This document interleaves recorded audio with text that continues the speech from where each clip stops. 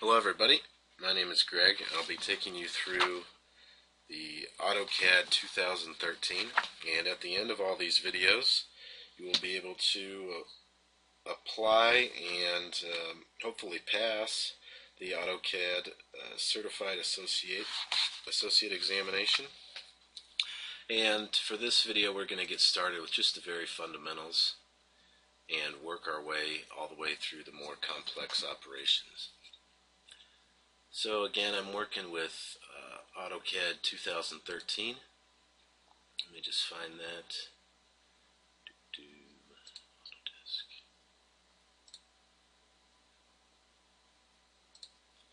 Okay. And I've got this through the drawline file being open was not okay. Edit education. Okay, so this is Autodesk Education product. That if you have an email ending in .edu, and that's an active email, then you can sign up through the Autodesk Education community and get access to any of their software for non-commercial use. So here we are, Autodesk 2013. When you open it up for the first time, it'll look similar to this. You notice I just clicked on a tab here. It says Drafting and Annotation. But I always like to work from AutoCAD Classic, and that may or may not be your preference. You can find access to all the same tools, it's just a different layout. And I would just like to close that out right there, and that as well. The very first thing we are going to do is look at our drawing unit setup. So if we go to Format, Units, now this is the type of unit that we're going to be working in. So everything we draw in is going to be in decimal.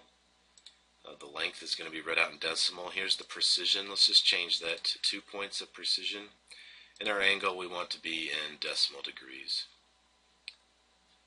The insertion scale, you don't need to worry about this. This is as if you insert another drawings. And yeah, so for example, if we went to architectural, our default precision would be all in inches. So we're going to be working in decimal, and we're just going to click OK to that. Now for the drawing limits is the area on the screen that we see. So if you hover over your cursor, down to the lower left hand corner here, you see 3 digits. That's the X, Y, and Z coordinates. So here, if I move it along the x-axis, I can see, okay, 15, 16, 17, 20, 30, okay, 40 inches by, what, 19 tall. So that's going to be a little too big for us on these starting drawings. So what we're going to do is change the drawing limits. And again, we go to Format, Drawing Limits. Now, it says specify lower left corner. You can also see that limit specify lower left corner at 0, 0. So I'm going to do is I'm going to hit enter for 0, 0 because that's what it's set at now. And now it says upper right hand corner. And the default is going to be 12 inches by 9 inches. And we're going to keep it at that. If I wanted to change it to, let's say, 11, comma, 8.5, that'd be an 8.5 by an 11, and then I hit enter. And now as you can see, everything still looks the same. I drag my cursor out here, it's all the way at 40, it goes all the way up to 15. So to reformat this into our working area, what we can do is go to View, Zoom, All. And that'll take us into the drawing limits themselves. And actually it'll give us a nice boundary too outside of those drawing limits. So 0, 0 is right here where this green line, you can barely see the red line for the X. But if I hold down my middle mouse button, I can pan that over, and we can see that in the lower left hand corner here, it's just 0 by 0, and I move it up to here, and it's, well, let's see, it should be 11.5 wide by 8. So it gave us more than our drawing limits, but I think you get the idea. Another thing that is always going to be useful, no matter how much you know about AutoCAD, there's going to be some obscure command that you want to know about. And up here in the top right hand corner, there's a little search bar, and I type in, I forget the line command, I forget how to draw a line, right? So it brings up the Autocad Help, and it right here on the right side of the box, it gives you the first example of what it thinks you're trying to figure out how to do, and it goes, okay, to draw lines. Oh, okay, yeah, line, that's where I find the line command. Specify the start point, complete the line segment, and then continue on from there, specify the endpoints, and enter or end or C to close a series of line segments. Okay, so that's the Help Center, right? And now let's just jump right into the line command. There's many ways to get to the line command. I could type line, I could get it from right here. I'm going to get it from right there. Okay, specify first point. So what I'm going to do is just draw a star, just a freehand star. Point 1. Okay, you notice here it wants to catch that parallel, and we'll figure out how to turn that on or off later. But for right now, I'm going to leave it on. And the next point, next point, next point, and it's going to snap.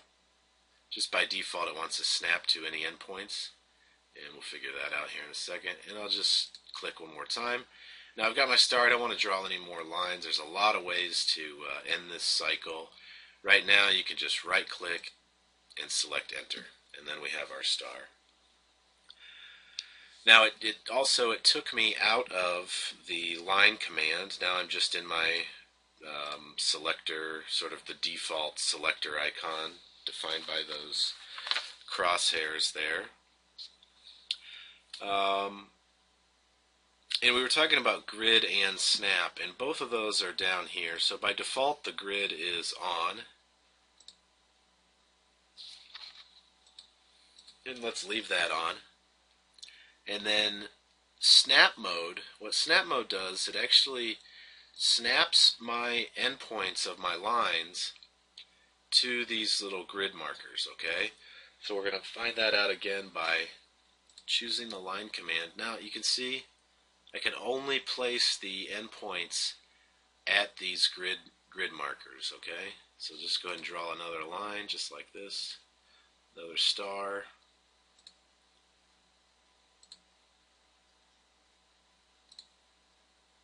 And, well, that's an odd looking star. It's not quite symmetrical, but well, it's symmetrical, but across the y-axis it's symmetrical where you can see, and then I'll just, right click and hit enter. So that is the grid and the snap and the line command. Now we want to just explore the erase. So what we can do here, again, there's a lot of ways to get to any tool or command. I'm going to go up to modify and come down to erase. And I'm going to select 2 lines, and then I'll select a third. Oh wait, I don't want to erase that top one, so what I do is I hold down shift, click on that top one again. So the lines that are going to be erased are now become these dotted or dashed lines. And again, to select or deselect something, I can hit shift. There you go. Now just this line will be erased. And then we can simply just right click or hit enter to complete that command. Another way to erase, so instead of going through here and I want to erase some more things. So instead of going modify and selecting erase again, I'm just going to right click and I'm going to select repeat erase. And something I can do is select all those, right click, they're gone, and I want to repeat erase again. And we notice something interesting here. It's about this selection window. So if I drag from left to right, it will select everything that is completely enclosed in the window. So let me repeat that for you. So if I start here and I go from the left to the right, only the objects that are completely enclosed in the window will be selected. You notice the 2 lines that go vertically are not going to be selected because they were not completely contained in the window. And so I could, delete those. And if you select from right to left, anything that is even partially in the window will then be selected. Okay? So